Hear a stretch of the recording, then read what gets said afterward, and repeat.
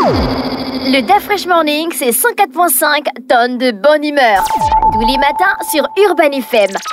La meilleure radio de la capitale. La meilleure radio de la capitale. Vous êtes sur les 104.5 Urban FM, la station urbaine, et vous écoutez le DaFresh Morning Mosley. On exclut des partisans du PDG. Oui, hein, René Ruth? Oui. Ouais. D'abord, bonjour tout le monde. Bien sûr, on est au courant, Ballon et Elvis. Pourquoi tu as aussi d'attaques ce matin? Ouais, mais on est d'attaque. Non, oui, effectivement, il y a eu des excuses qui ont été prononcées le 17 mai dernier par le porte-parole de la commission chargée de la discipline et des promotions du Parti démocratique gabonais, notamment à l'encontre des hiérarques, que tu te souviens, avait du Rolentham qui avait choisi de partir du parti le 9 mai.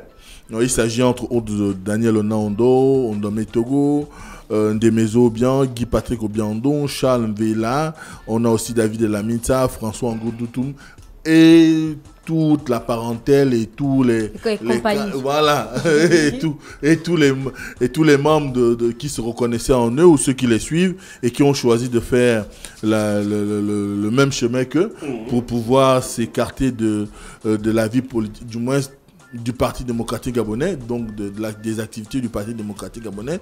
Alors lui, là, il vous souviendra que le PDG avait d'abord fait une communication dans laquelle ils estimaient que le format sous lequel ces derniers s'étaient prononcés pour pouvoir arriver à cette démission, eh ben, c'était pas un format adapté à leur texte, notamment là. Ils ne connaissaient pas les textes.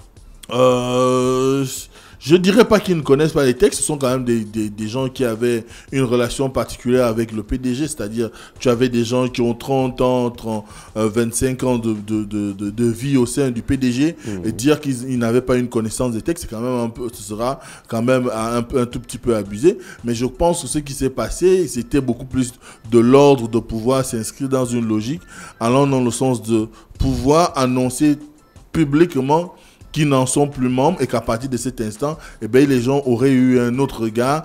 Et d'ailleurs, c'est tout le sens de ce qu'on a pu enregistrer comme, on va dire, expression ou encore comme, on va dire, réaction à la suite de ces formulations de départ du Parti démocratique gabonais, aussi bien de l'instance concernée, donc de l'institution concernée, que des populations.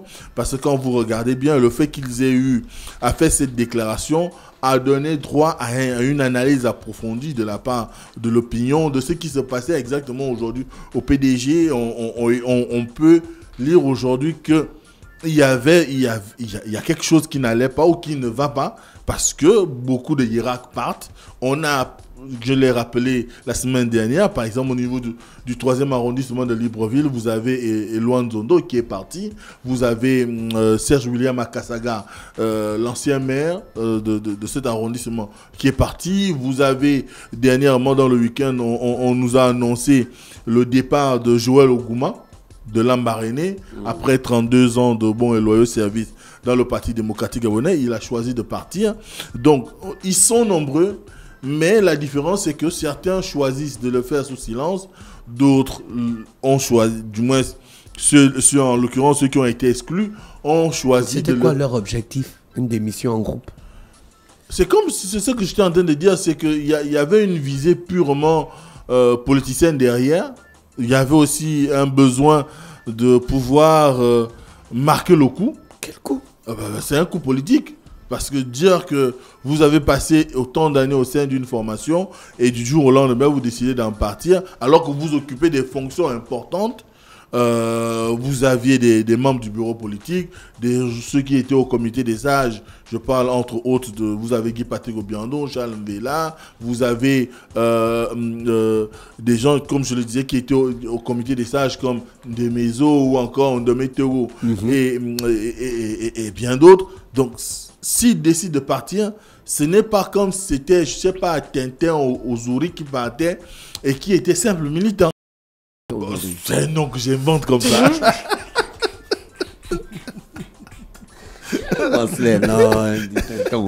Voilà. Donc, s'ils décident de partir, ça n'aura pas le même écho.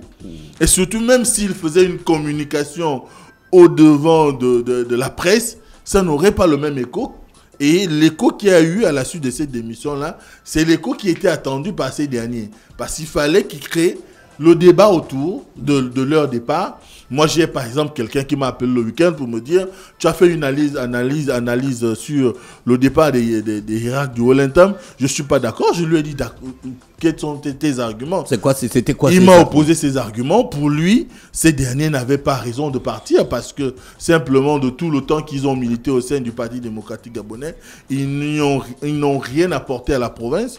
Bon, on peut lui donner raison parce que si on regarde les moments où les uns et les autres ont été aux fonctions ou hautes fonctions dans l'administration ou bien même au gouvernement, on ne peut pas compter énormément de choses qu'ils ont pu mener comme action concrète au bénéfice des populations dans les différentes localités, qu'il s'agisse de Minzik, Bitam, Mivoul, Oyem, Méduneux.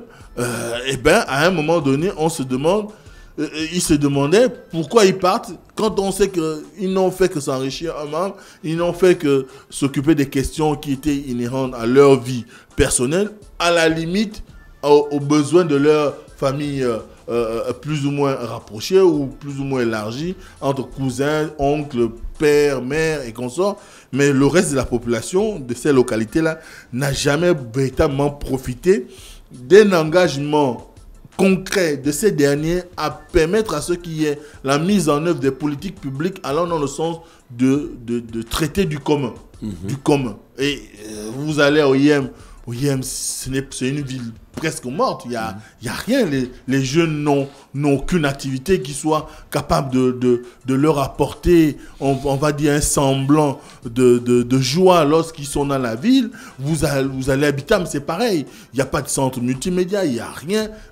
Les écoles sont pratiquement en état de délabrement. Gaston Péril. Gaston Péril, bon. Gaston Péril, oui, c'est le stade de l'USB de la commune de Bitam, mais... C'est le seul truc que je connais à Bitam. Mais en tant que tel, qu'est-ce qu'on peut noter aujourd'hui et qui soit à l'actif de ceux qui sont partis? C'est la question qu'il m'a posée. Je lui ai dit que moi, je présente ce qui a été donné comme justification pour le départ. Maintenant, après...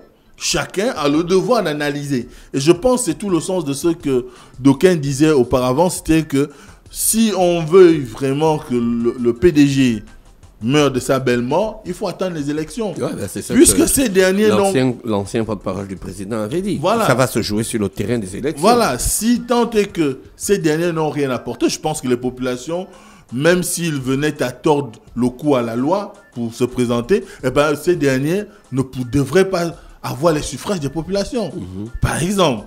Donc, et c'est valable pour tout le Gabon. Et donc, le PDG a eu une contre-attaque. La contre-attaque des moellets.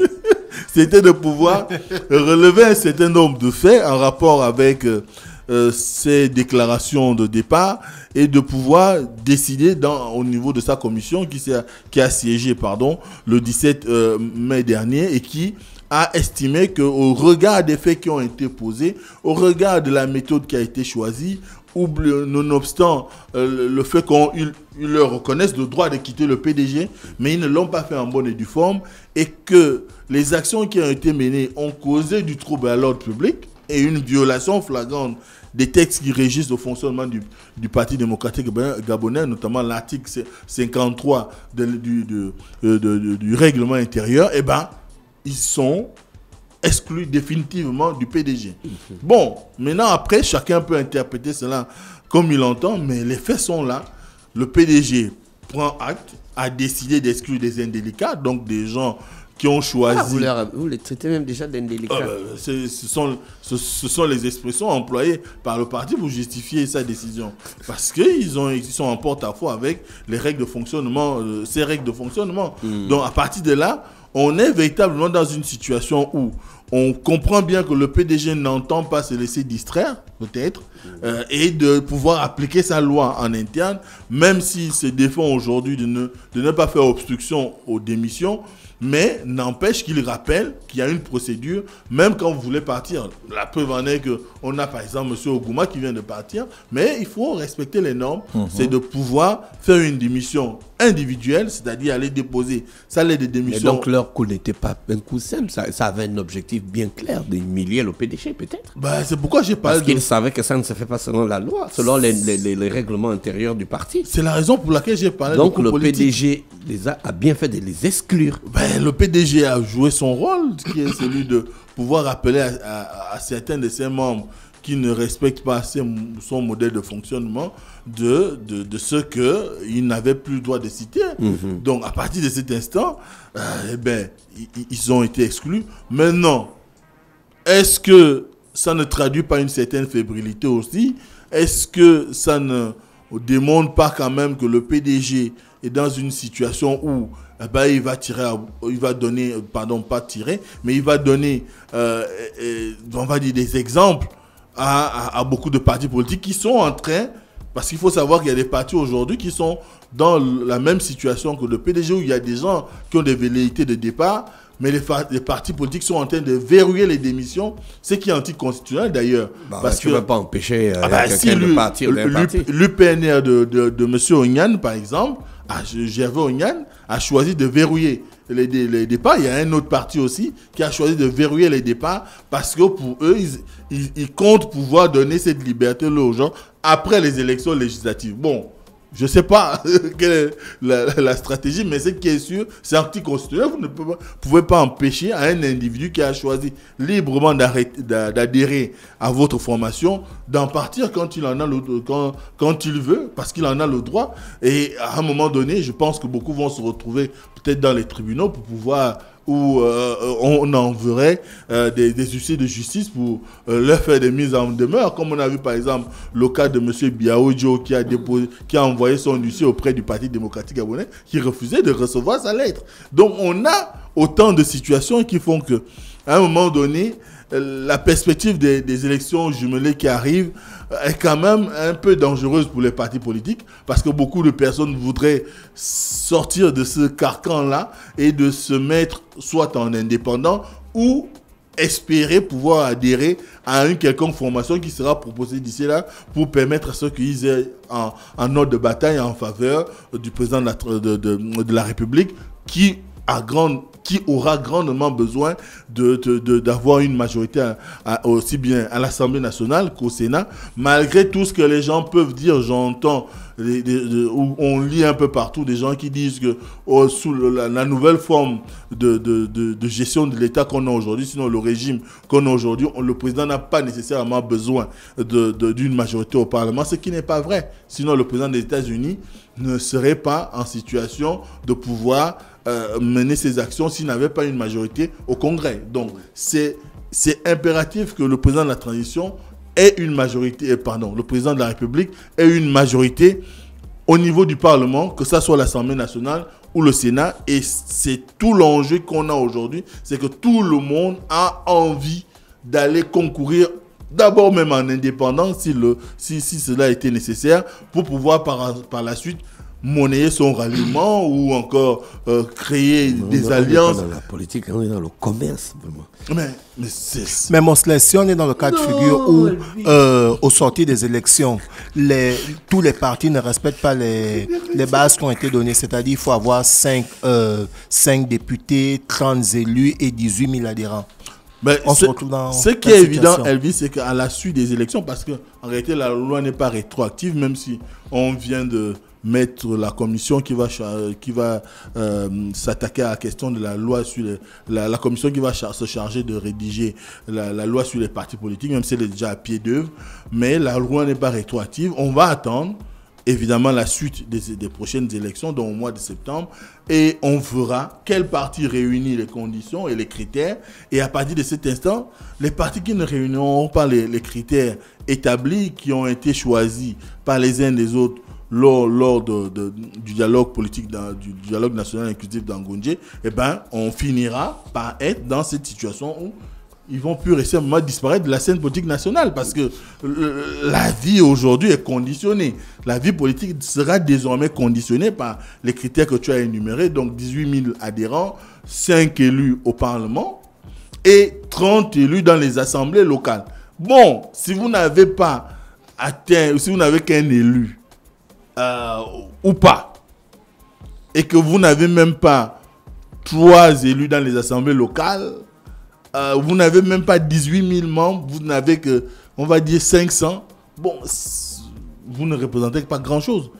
Peut-être même vos élus vont devoir vous quitter et aller adhérer à un autre regroupement ou vous serez obligé d'aller faire fusion avec un autre parti qui pourrait avoir peut-être 4 députés et qui atteint les différents quotas exigés en termes d'élus locaux ou encore en ce qui concerne le nombre d'adhérents et qu'il leur manque un seul élu au Parlement, ben, vous serez obligé de faire fusion-absorption et devenir un seul et même parti politique et cheminer ensemble. Donc, on aura beaucoup d'équations à la suite de ces élections parce que la loi qui sera mise en place ou qui est en train de travailler par la commission va être une loi qui devra montrer la voie et qui va instituer une certaine rigueur dans la manière de gouverner les partis politiques aujourd'hui, dans les conditions pour créer ou encore continuer à exister. Donc, à partir de là, je pense que beaucoup de chefs de partis vont se retrouver simples militants ailleurs. Merci, Mosley, avec nous ce matin sur les 104.5 Urban FM de la station Urban. Le DaFresh Morning, c'est 104.5 tonnes de bonne humeur. Tous les matins sur Urban FM. La meilleure radio de la capitale. La meilleure radio de la capitale.